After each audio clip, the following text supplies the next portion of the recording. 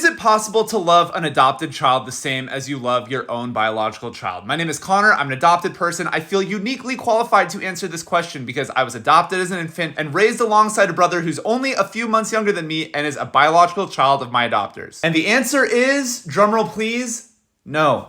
It's not possible. Sorry, I wish it was, just as much as you probably wish it was, but it's not possible. I can already anticipate some of the responses I'm probably gonna get to this video. I adopted my baby 10 years ago and I love them so much that I forget they're adopted half the time. BS, come on. The inclination for so many people, and really just society at large, to pretend like they are completely oblivious to the fact that adopted people are adopted is really at the heart of why it is so obvious that adopted people are just different for better or for worse. The legal act of adopting a child in itself is a literal obfuscation of the fact that adopted people are adopted. Our birth certificates are sealed and we are reissued falsified birth certificates with the names of our adopters listed as the people who gave birth to us. Society has this idea that adopted people are different, but the way to make us feel normal is to lie to us about the fact that basically we're not adopted because look, we were actually born to these people instead. And look, lying to adopted people may have worked 20 or 30 or 50 years ago, but we live in an age of DNA testing and quote unquote open adoptions. Adopted people know we are adopted for the most part, and to act like we're not adopted is just gaslighting. I think a lot of people get stuck on the idea that loving someone differently than loving someone else means that you have to love one person more or less than the other person. And I'm really not here to argue that today, although I have my own opinions. The reality is that I love my wife differently than I love my parents, differently than I love my kids and my siblings, and so on and so forth. But that doesn't mean I have to love any of those people more or less than anyone else. The reason this question gets asked so often is because historically, the adoption industry has been obsessed with mimicking biology. I think a lot of people don't realize that the reason matching even exists in adoption is because historically adopted people have always been seen as less than, and matching was a way of being able to camouflage adopted people and pretend like they were biological children of their adopters. Throughout decades of American history, there was a literal checkbox on people's birth certificates where you could mark that they were illegitimate children because they were born to unmarried parents. And even today, we still hear jokes directed at adopted people and non-adopted people alike about how your parents don't love you, you're adopted.